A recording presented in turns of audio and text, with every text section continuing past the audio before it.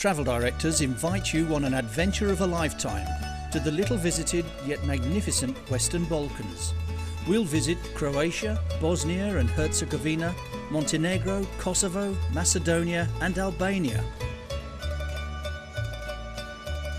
And as we disembark at Split on the Dalmatian coast, let's find out what attracted some of our travellers to this particular tour. It had the combination of some time on the boat and a small boat that really had the appeal, rather than one of those huge liners.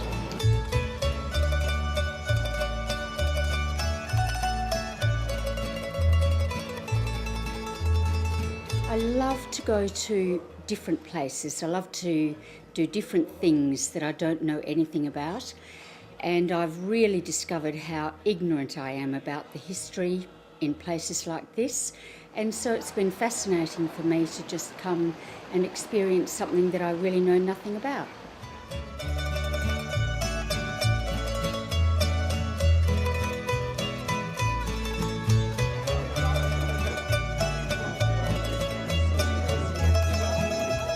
We had our floating hotel right in the centre of the city, which made it really fantastic because we were so central, and really loved that. It was great. The first place we visit is the pocket-sized city of Trogir. Today, everyone can live here. 1,000 people live today in the old part of Trogir. The Camalongo fortress has guarded the western approaches since the 15th century, and it overlooks the Riva, or waterfront. Always found a way how to make an arch, how to construct an arch. Then we can see Trogir's well-preserved old centre is perhaps the best in all Croatia. This pedestrian oasis allows its century-old ambience to live again. Nowhere is this more evident than St Lawrence Cathedral's 13th century portico, with its biblical scenes carved by local sculptor Radovan. It's capped off by a pair of unusual Venetian lions.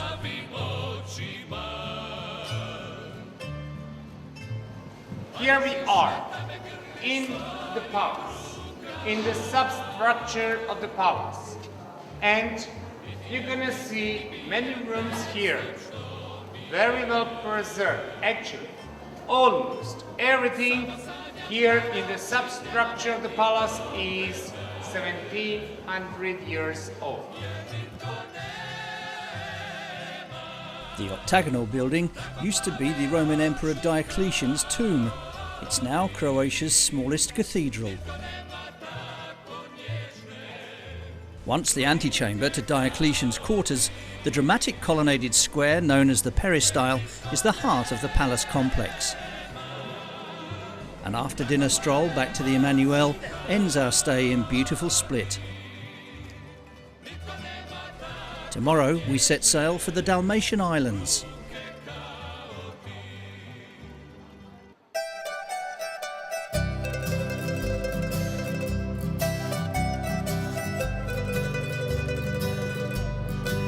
During the next 4 days, the Emanuel will be visiting the glorious islands of Hvar, Vis, Korčula and Mijet.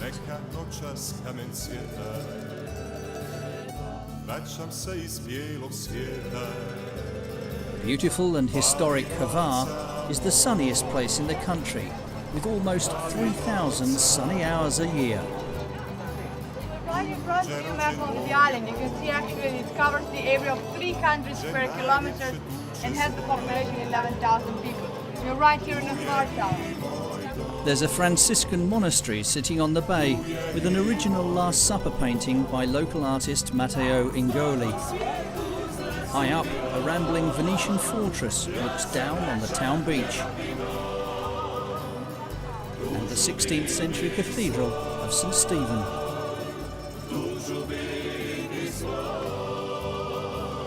But it was lovely to be able to anchor offshore so that we could just climb down the edge of the boat and swim.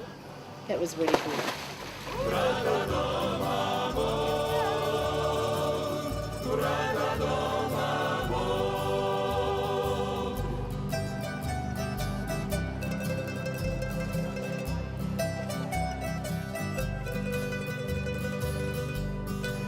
This was one of the nicer islands, I think. It was just big enough and small enough, and we had a great time there, and I think it was interesting because of Tito. This is the place where Tito used to live and work in 1944 when this was the central part of military and political headquarters at that time from the war.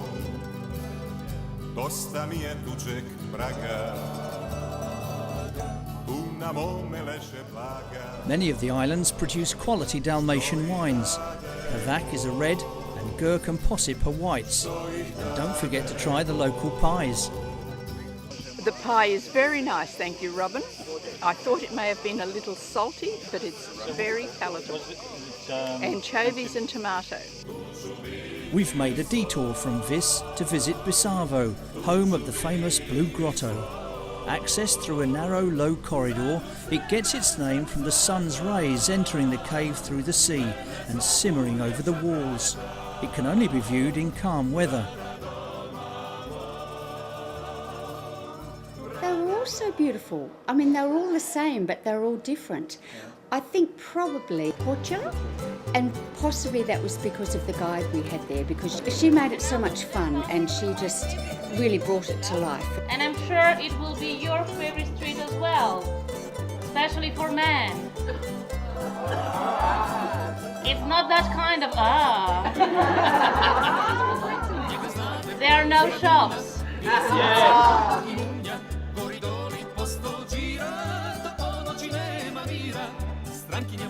Korčula is a miniature Dubrovnik with walls and a clever street layout to prevent the cold wind off the sea reaching into the centre.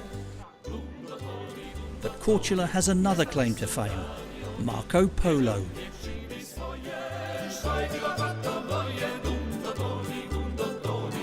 I know that they always say that he was Italian, but in all the books it's written black and white that Marco Polo was a Venetian citizen. And we have nothing against that. Korčula was under Venice more than 4 centuries. So we also say he was a Venetian citizen from Korčula. Mealtimes on the Emanuel provide a chance to catch up with other members of the group to discuss the day's events and also to experience the culinary skills and wonderful service of the Emanuel's crew. Mijet is the final Dalmatian island we'll be visiting on our cruise. Its western corner is home to a national park. But first there's time for some shopping at the small town of Pomena, until Ante, the owner of the Emanuel, rounds us up and takes us on a delightful stroll. So when we reach here, we are passing here very close to the small lake, and we are reaching this position. There will small vessel will wait for us, and then we are going to St. Mary Island. Mijet's large lake is home to the striking and frequently remodelled 12th century Benedictine monastery of St. Mary.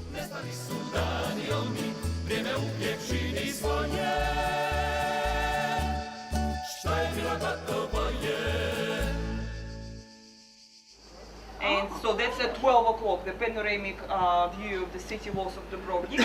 And then by 1 o'clock we will actually dock in Dubrovnik.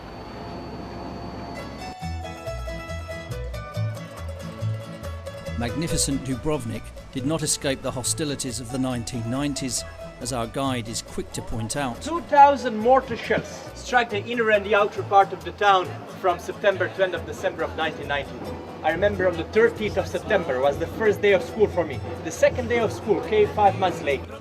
The Stadon is evidence of Dubrovnik's recovery from the siege.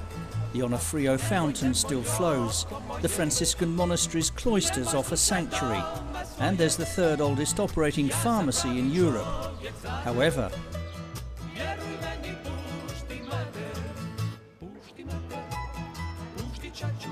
this former city-state has at its centre perhaps the most attractive and well-preserved Baroque core of any European city. And what would Dubrovnik be without those magnificent walls? Having been to the Great Wall in China, this was another one of those walls that you had to visit. And to get there, yes, it was a long walk, yes, it was hot.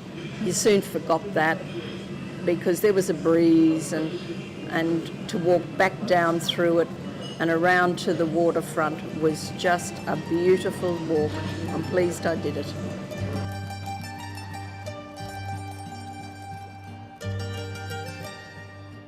At sunset, Dubrovnik takes on a whole new persona.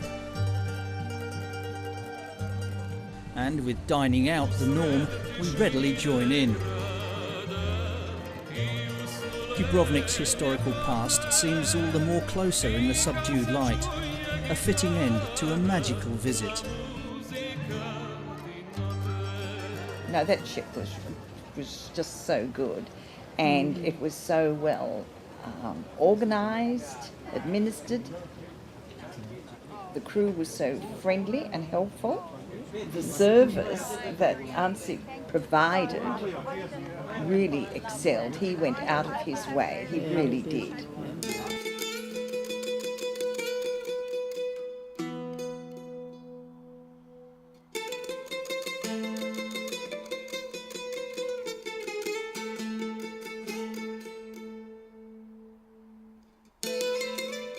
In the early 1990s, Mostar bore the brunt of urban hostilities that left it looking like Dresden at the end of World War II.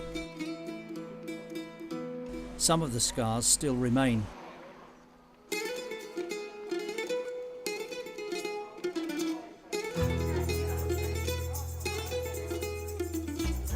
Everything that we are going to see was built in the 16th century, under the Ottoman rule, of course. Many mosques, the old bridge and everything else here is done in the Oriental style of construction. And many of those things were destroyed during the war of the 1990s. Most of those things were repaired during the period of between 2002 and 2004.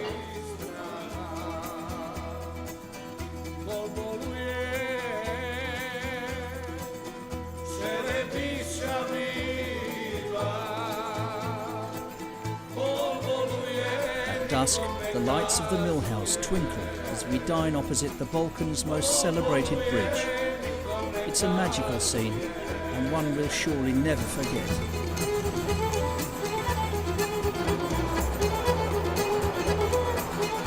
I always say to everyone that I just love Sarajevo so much, and I always compare Sarajevo with a beautiful woman who has had a very long and very, very complicated and difficult life, and who had experienced a lot of grief in her life, but look at her, she's still beautiful and precious. Sarajevo's old town, Basjasia, was built during 400 years of Ottoman dominance. They say if you drink from the Sebeli fountain, you will return to Sarajevo. Well, you will have enough time, of course, to visit everything, but I think that for you the most important destination is the place where Franz Ferdinand was killed. So this is the position where Gavrilo Princip was standing in the moment while he was shooting at Franz Ferdinand and his wife. But this was that trigger, and after that First World War happened in 1914. No trip to Sarajevo is complete without looking at the events of the 1990s. The Tunnel Museum shows the everyday horror of the siege and its cost in human lives. There's a section of the tunnel which was Sarajevo's only access to the outside world.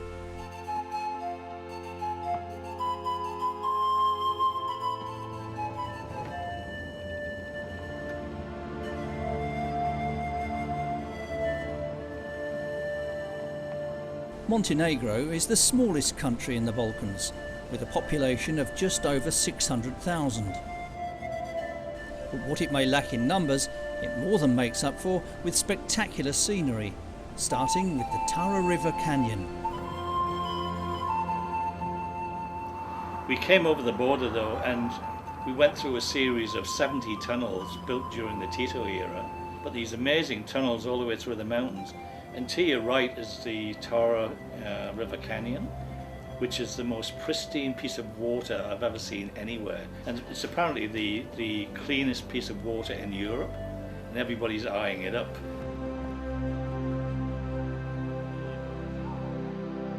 After a comfortable night at the Hotel Lipka in Kolasin, we're off to spend the day at the Biogradska Gora, or Blackhead Mountain National Park. I had no idea that it was such a stunningly beautiful country. Yeah, I really enjoyed Montenegro as well, especially our trip up into the mountains. That was just stunning. It was really, really nice. And really interesting to see the people harvesting the blackberries up there, or the blueberries. Yeah. You don't get that opportunity to access that sort of countryside very often. How is it, Alpha? It's chili. Chili. Biogradska National Park is one of Europe's last 3 remaining primeval forests.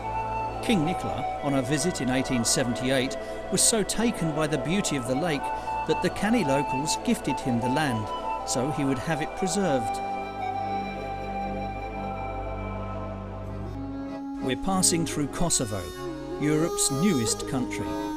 After the war with Serbia in the late 90s, it declared its independence in 2008 and got on with the task of rebuilding at every level. To put in a road that's 4 lanes, and we know how much traffic that will take. So obviously they're planning for a very big population explosion in that area.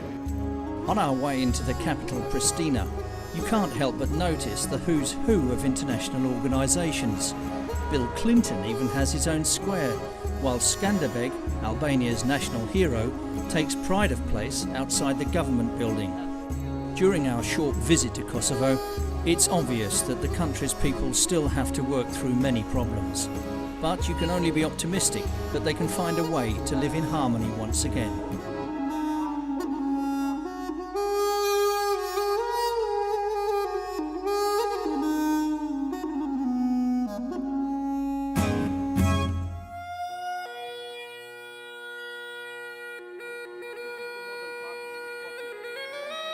The up-and-coming town of Skopje is divided by the River Vardar into the old Muslim north and the new Orthodox south. Both can be reached via the famous stone bridge, and our hotel is located next to the bridge on the northern side. Our visit to the old town starts with the famous Mustafa Pasha Mosque. Yes, it's one of the best preserved and one of the biggest mosques in the Balkan Peninsula. During the Ottoman period, the bazaar boasted 2,000 shops selling silver, gold and carpets. The Dawood Pasha baths were built during the 15th century and are now an art gallery. As we cross the stone bridge to the new part of Skopje, it's the sculptures that catch the eye.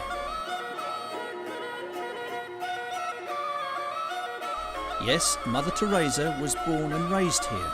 This part of Skopje has been rebuilt after an earthquake. What happened? 1963, big earthquake, destroyed old railway station. And you see the clock mechanism? It stopped 17 minutes past 5, Sunday in the morning, 26th of July.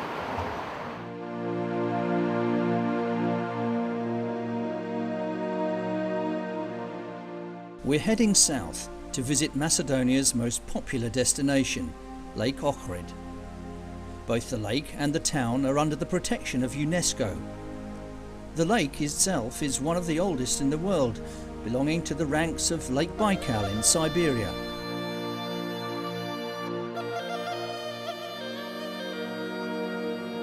Ohrid town is home to many painters, sculptors, woodcarvers and papermakers. The St Clement print shop makes its own paper and handprints. We end the day with dinner by the lake and watch a majestic sunset. St Clement and St Noam were 9th century Macedonian monks. Today we're heading off round the lake to visit the monastery of St Noam. The complex became a leading educational centre, teaching the scriptures in the Slavic language.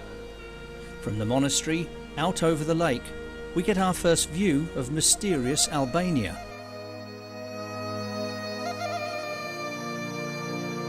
Albania is our last country, but instead of making directly for the capital Tirana, we're off to the old coastal capital of Durrës.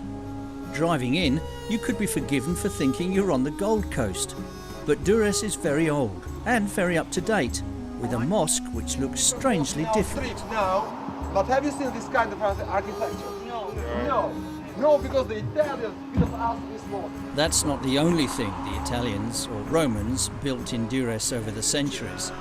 So, somebody who has been condemned to death, he could be directly killed by the soldiers in the arena so that the people could see, or he would be fighting professional gladiators, and if he escapes death in the arena, he will be free. But normally everybody died. It was hopeless. It's really hard to imagine the bloodlust of the crowd there, and the noise from the wild animals, and the pure fear of the victims.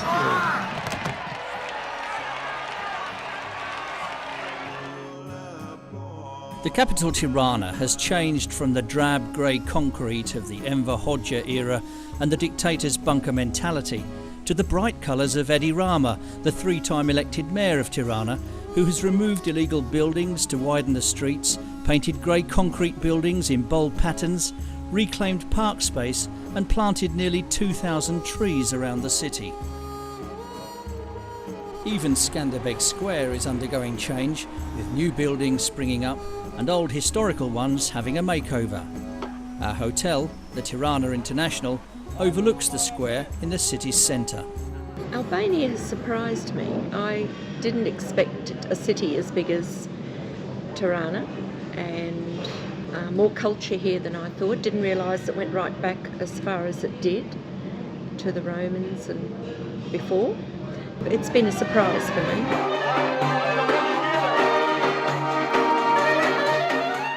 Kruje is Skanderbeg's hometown.